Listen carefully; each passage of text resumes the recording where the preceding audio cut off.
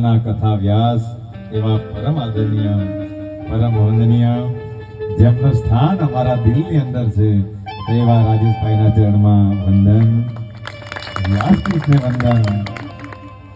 મારો સંગીત વૃંદ અને ગામના વડીલો, ભાઈઓ, બહેનો, નાના ભૂલકાઓ, બધા જ ભક્તોના હૃદયની અંદર મારો રામ વિરાજમાન છે.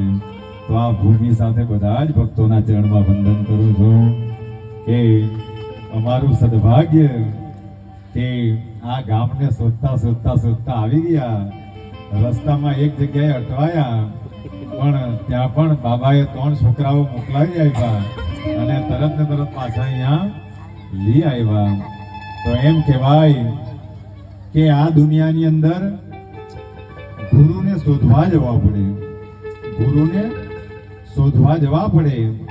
પણ એ શોધીને જ્યારે ભક્તિ પરિપક્વ થાય તો સદગુરુ મળે, અને સદગુરુ મળે તો એ એના શિષ્યોને શોધી કાઢે. સદગુરુની ખાસિયત છે કે ગુરુને શોધવા જવું પડે, પણ સદગુરુ સાંઈ બાબા જેવા સદગુરુ હોય તો એ આવા ભક્તોને સામે આવીને પણ શોધી કાઢે. એ સદગુરુનું મહત્વ છે. અને આવા સરસ વાતાવરણ વચ્ચે જાણે આપણે સ્વર્ગમાં બેસીને આ કથાને સાંભળતા હોય કેટલું દિવ્ય અને સરસ વાતાવરણ છે. અને તેમાં પણ આવા બધા સદભક્તો, કે સદભક્તોના લક્ષણો કયા સંતોએ બતાવ્યા કે જેના ચહેરા પર હંમેશા ખુશી રહે, તેવા જ ચહેરાઓ અને તેવા જ ભક્તો આવા સદગુરુની કથામાં બેસી શકે. ને તો સ્વાર્થી માણસોના મુખ પર એમનું મુખ પ્રસન્ન રહી શકતું નથી. કામ? કારણ કે એ બધા માયાની અંદર ડૂબેલા, એટલે એ લોકોના ચહેરાઓ પર પ્રસન્નતા આવતી નથી. પણ જેમ એક બેડું, ભાઈઓ બધી પેલા હવે તો મોટરો આવી ગઈ, પણ જે તે સમયે બહેનો કૂવામાંથી પાણી કાઢતી તો બધાને ખબર છે કે એ બેડું જ્યાં સુધી એ પાણીની અંદર બુડેલું રહે, બધા ધ્યાન આપજો, એ બેડું જ્યાં સુધી કૂવાની અંદર બુડેલું રહે પાણીની અંદર, તો એ દોડડા વડે આપણે એને એક કચલી આંગળી વડે પણ ઉપર નીચે કરી શકીએ, એ હલકું થઈ જાય. હું કામ? કારણ કે એ પાણીની અંદર બુડેલું છે.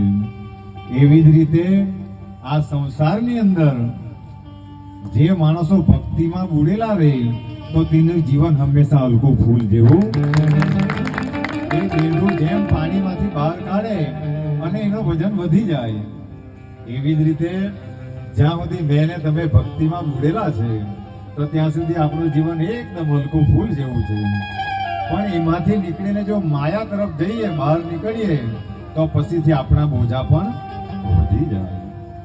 એટલા માટે સંતો મહંતો બહુ સરસ વાત કરે કે 84 લાખ યોનીમાં આપણને આ શ્રેષ્ઠ અવતાર જેને કહેવાય મનુષ્યનો અવતાર આપણને મળ્યો છે.